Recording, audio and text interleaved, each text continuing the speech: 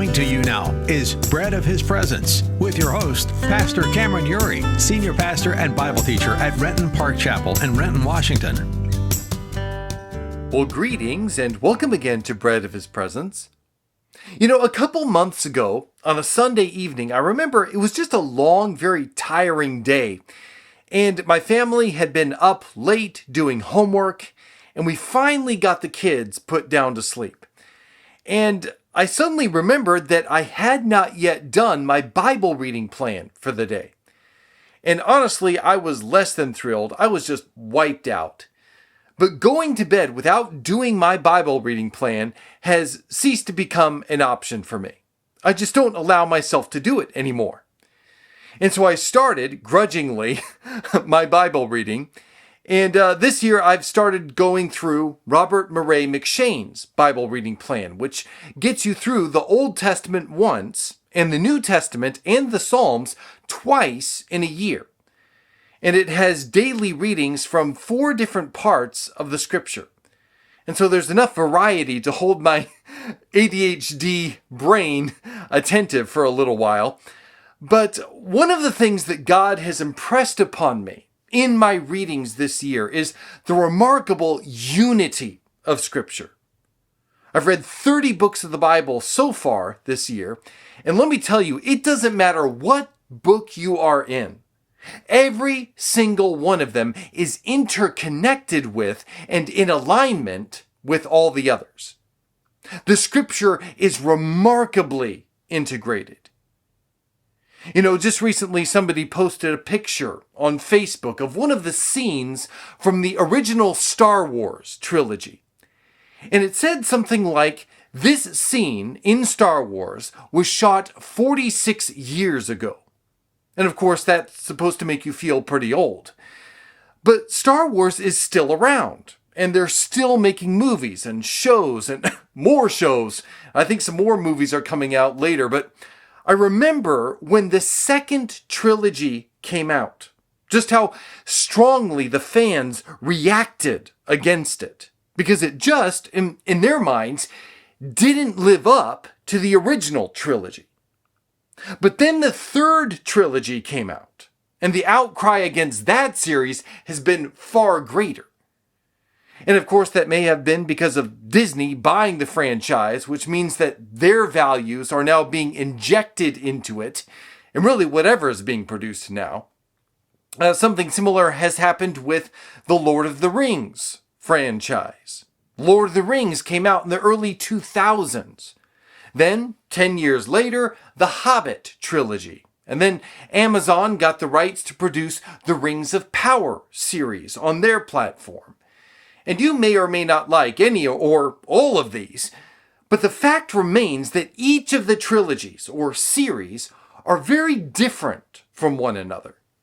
And even though they and the Star Wars movies were produced only decades apart from one another, there is at times a very different feel and the sense that the value systems and views and perspectives of the producers and directors are very, very different from one another. But what simply blows me away about the Bible is that it was written by approximately 40 different men of all kinds of various and diverse backgrounds over the course of, think of it, 1,500 years. And just think for a moment how different these guys were from one another. I mean, Isaiah was a prophet. Ezra was a priest. Matthew was a tax collector. John was a fisherman. Paul was a tent maker. Moses was a shepherd. Luke was a physician. And yet, despite being penned, at least from a human perspective, by those approximately 40 different authors over the course of 15 centuries, the Bible does not contradict itself and does not contain any errors. And it is totally and completely continuous with itself. It doesn't matter which book of the Bible you pick up and read, you can immediately tell not only that it belongs in the same cinematic universe, but that it has the same mind, The same perspective, the same value system behind it.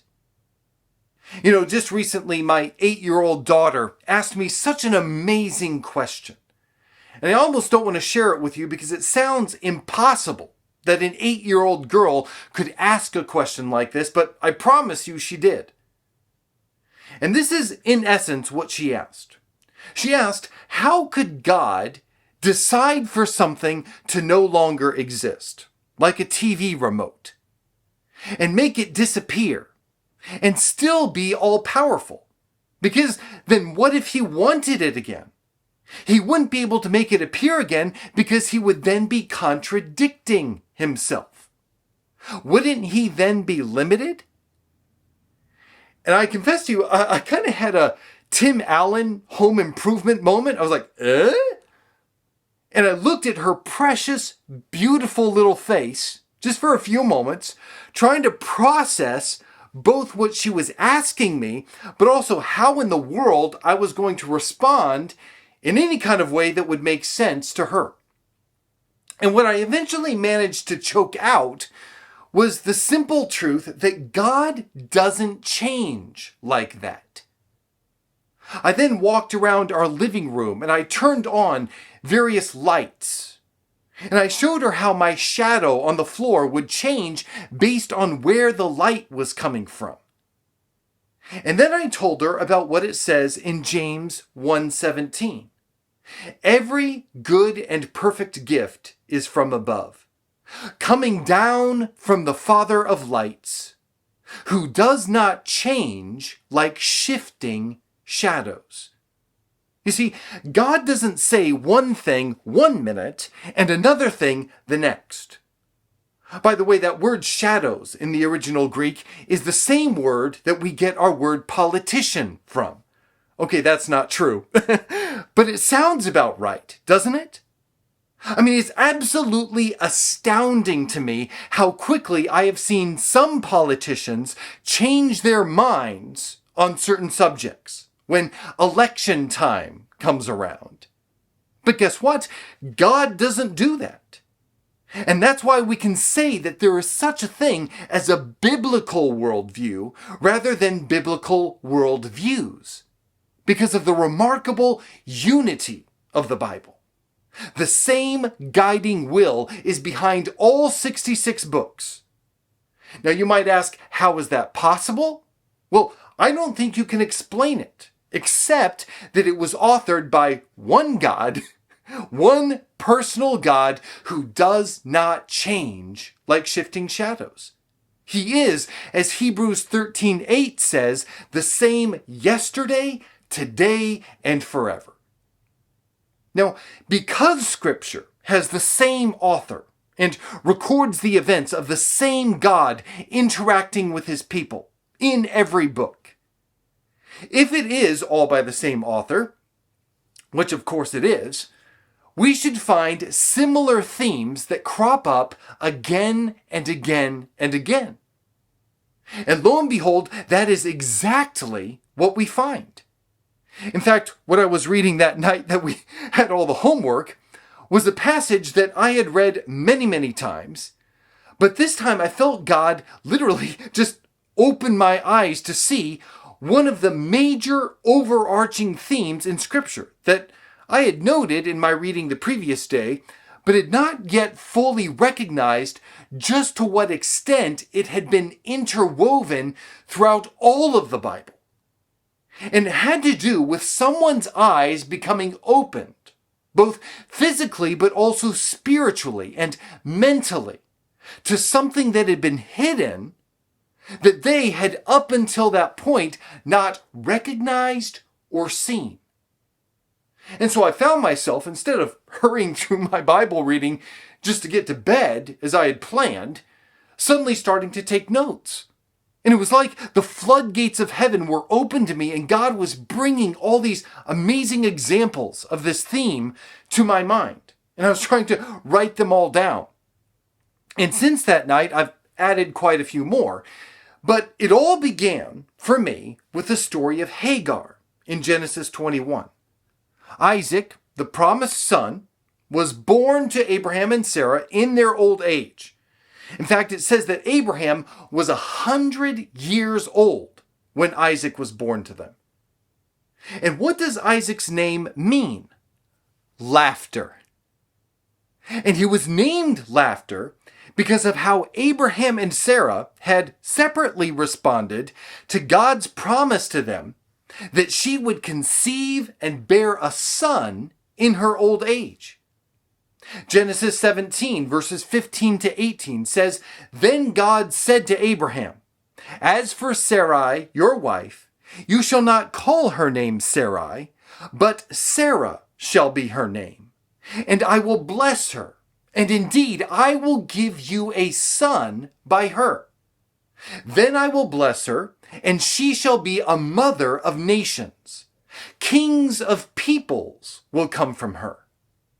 Then Abraham fell on his face and laughed, and said in his heart, 'Will a son be born to a man 100 years old? And will Sarah, who is 90 years old, bear a son?' And Abraham said to God, 'Oh, that Ishmael might live before you.' But of course, God denies his request and said, 'No.'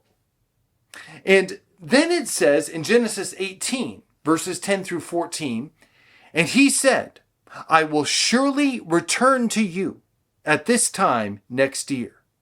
And behold, Sarah your wife will have a son.' And Sarah was listening at the tent door, which was behind him. Now, Abraham and Sarah were old, advanced in age. Sarah was past childbearing. And Sarah laughed to herself, saying, 'After I am worn out, shall I have pleasure? My Lord being old also.'" I love how she calls her husband Lord, by the way. We just don't practice that anymore. "And Yahweh said to Abraham, 'Why did Sarah laugh, saying, Shall I indeed bear a son when I am so old? Is anything too difficult for Yahweh? At the appointed time, I will return to you at this time next year, and Sarah will have a son.' And sure enough, it happens. It says in Genesis 21, 1 through 14, "Now Yahweh visited Sarah as he had said, and Yahweh did for Sarah as he had promised. So Sarah conceived and bore a son to Abraham in his old age, at the appointed time of which God had spoken to him. And Abraham called the name of his son who was born to him, whom Sarah bore to him, Isaac. Then Abraham circumcised his son Isaac when he was 8 days old, as God had commanded him. Now Abraham was 100 years old when his son Isaac was born to him. And Sarah said, 'God has made laughter for me. Everyone who hears will laugh with me.' And she said, 'Who would have said to Abraham that Sarah would nurse children? Yet I have borne him a son in his old age.' Now what Sarah said was true. Others did laugh. But not all of that laughter was good. In fact, it says in the very next section, "And the child grew and was weaned, and Abraham made a great feast on the day that Isaac was weaned. And Sarah saw the son of Hagar the Egyptian, whom she had borne to Abraham, laughing in jest." And in case you're wondering, yes, this is the exact same word in the original Hebrew. In fact, it is sometimes translated scoffing, but it's the same word. And Sarah cannot bear this kind of laughter. And so it says, "Therefore she said to Abraham, 'Drive out this maidservant and her son. The son of this maidservant shall not be an heir with my son, with Isaac.' And the matter distressed Abraham greatly because of his son. And so God said to Abraham, 'Do not be distressed because of the boy, and your maidservant. Whatever Sarah tells you, listen to her voice. For through Isaac your seed shall be named. And of the son of the maidservant I will make a nation also, because he is your seed. And so Abraham rose early in the morning and took bread and a skin of water and gave them to Hagar, putting them on her shoulder, and gave her the child and sent her away. So she went and wandered about in the wilderness of Beersheba.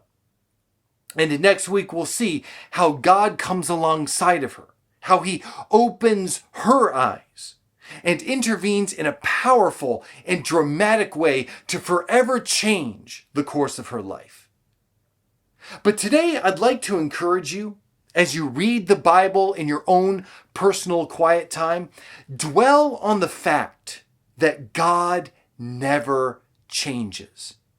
His word never changes. His worldview, his perspective never changes. And we ourselves can have laughter.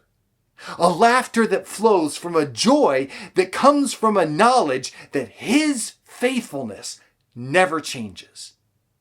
He is the same yesterday, today, and forever. And because of that, we can have a sure and steady anchor for our lives. And so whatever you're going through today, know that you can lean on and fully rely on his faithfulness, because he and his word never changes. Do so today. Amen. Today's episode of Bread of His Presence is brought to you by Renton Park Chapel, a church that is committed to the ministry of sharing the joy of hearing and doing God's Word, and to the mission of bringing people into the life-giving presence of Jesus Christ in and through vibrant preaching, teaching, Bible study, prayer, and ministry to a world that is in desperate need of the healing touch of Jesus Christ. If you'd like to learn more about our ministry here at Renton Park Chapel, or would like to subscribe to the Bread of His Presence podcast, you can visit us online at rentonparkchapel.org or breadofhispresence.org. You can also find us on Facebook, YouTube, Twitter, and Instagram. We look forward to hearing from you. Thank you for listening. And may you know all the fullness of having in your life the bread of the presence of God.